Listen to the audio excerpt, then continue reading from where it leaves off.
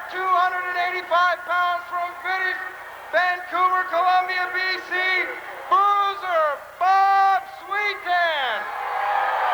His opponent outside the ring from 276 pounds from Omaha, the Big Cheese, Ted DiBiase.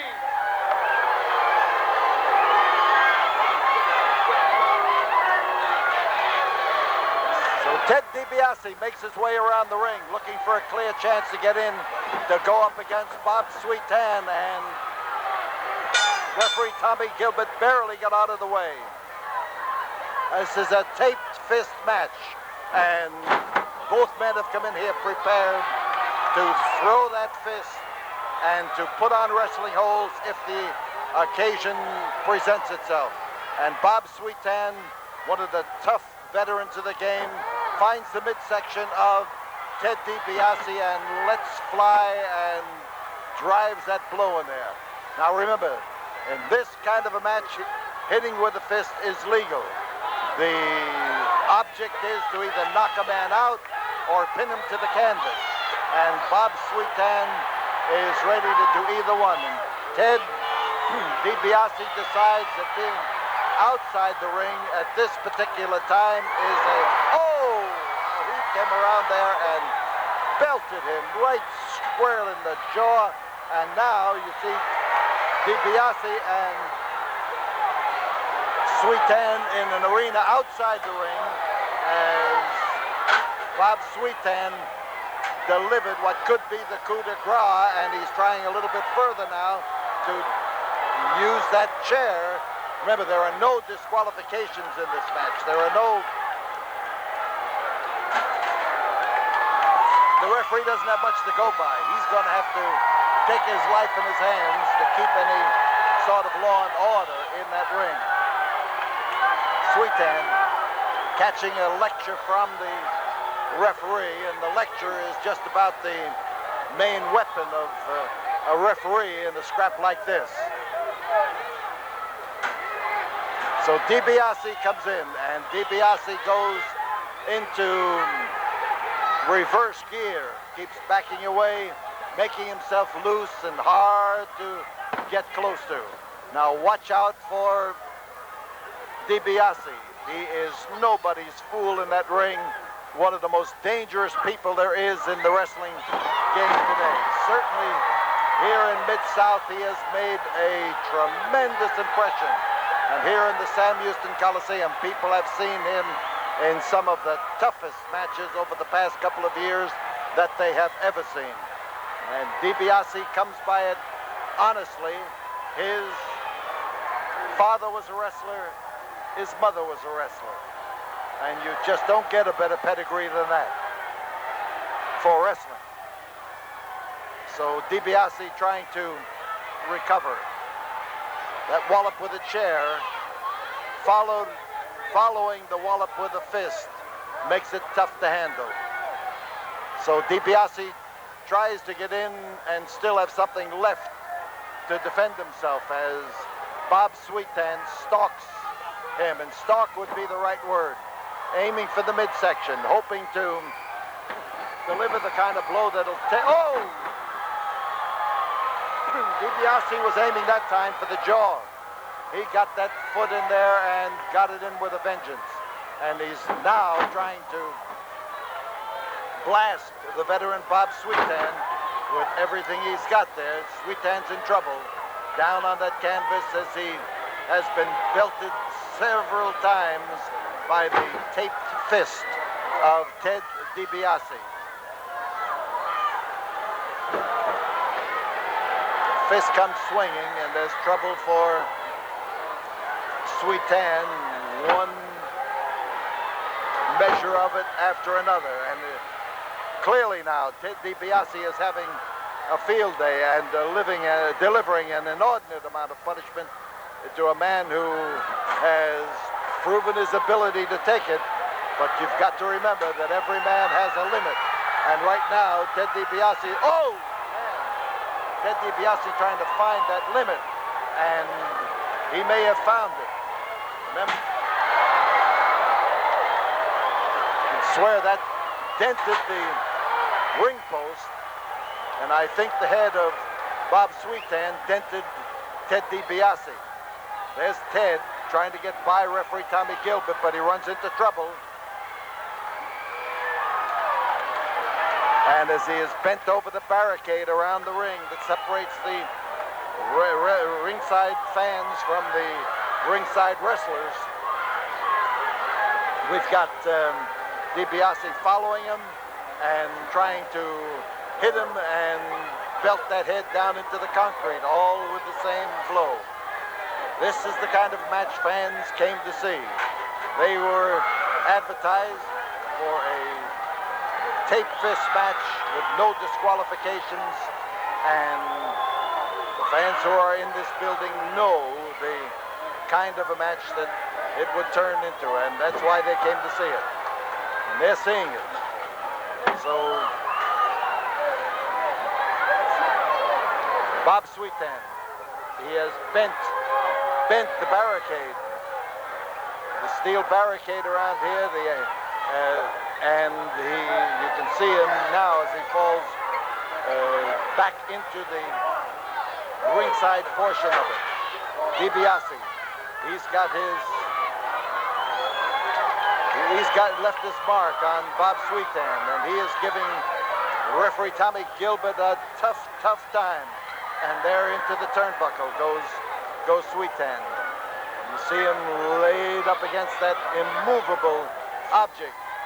And Sweetan himself has been a type of immovable object in that he has absorbed that punishment and has not yet taken on an attitude of complete defeat. So it's DiBiase in the ring and DiBiase out of the ring. He comes out again. He is determined that he's not.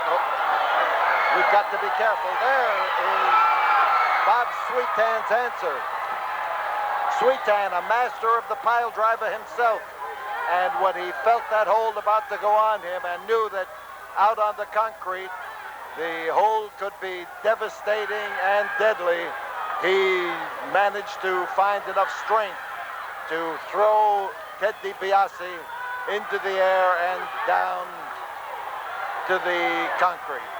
DiBiase up in the air, and as he comes down, he caught one of the jaw with that taped fist, and oh, I'll tell you, you could hear that roar out of the crowd as the blow took effect. Ted was hurtling through the air at the time that he was clobbered, and Sweetan is bleeding and bleeding badly. He has taken a lot of contact with the chair on the outside, with a fist on the outside, with a barricade on the outside. There's the count. There's the count. The count is 8, and Bob Sweetan managed to get up to his feet, and here you see him with very little to offer to harm Ted DiBiase or to stop him. But DiBiase wants to get him down, wants to put him down, wants to keep him down, and Bob Sweetan has got the guts to be able to get up, and he is doing it. This is one of those cases where guts can just lead you into a lot more punishment. There is Bob Sweetan. Oh. This is the climax of a bitter feud between this pair. This is the climax of a long siege of happenings, and it is breaking out into this absolute finish match tonight as Sweetan fights his way up to his feet, into the ropes and the crotch hold, and a power slam, and DiBiase on top. And Sweetan just barely oozed his way out of that predicament. And again, DiBiase comes back in to drive home that fist of his, and with it being taped up the way it is, he doesn't have to worry as much about breaking a fist by hitting him squarely in the head or squarely where heavy bone concentrations are. But Sweetan refuses to admit that he is whipped, and he is not whipped. He is on his feet. He is in there and caught him beautifully. What a wallop. What a tremendous wallop. And Sweetan has found something someplace. And as he swings that arm and they exchange wallops, it is Sweetan who is giving, maybe not as good as he has taken in the past, but he was giving enough in there to give Ted DiBiase a tough time. 10 minutes have gone by as DiBiase is smashed, and I mean smashed into the turnbuckle. And here's Ted getting back to his feet. Ted rising ever so slowly. That's what happens to you when you are in that never land between lucidity and absolute start.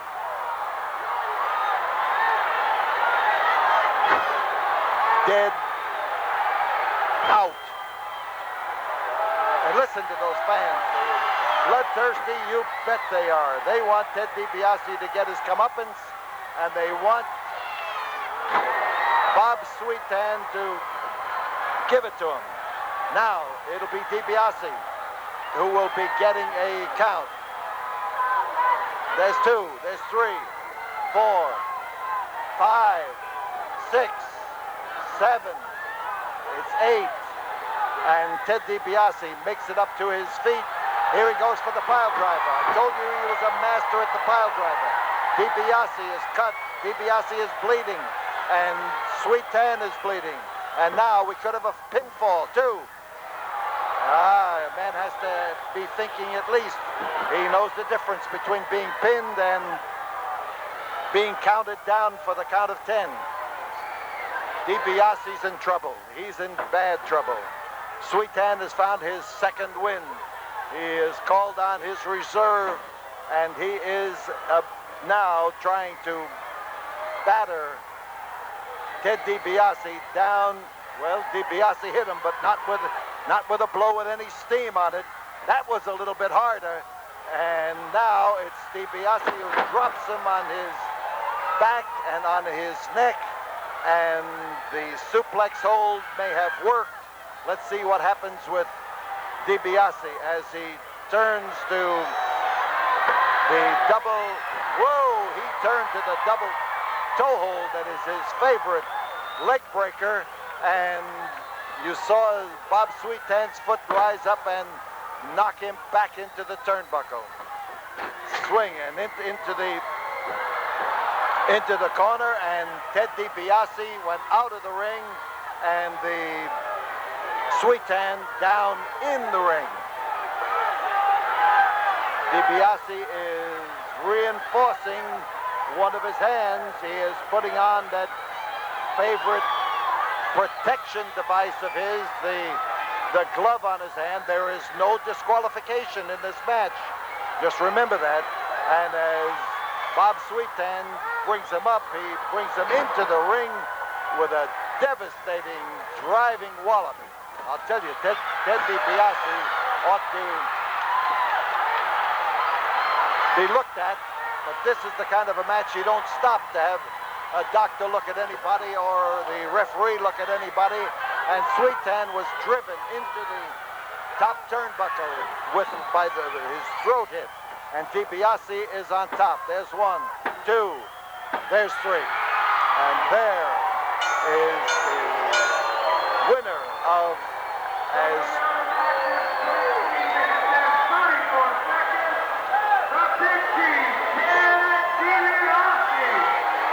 Ted DiBiase.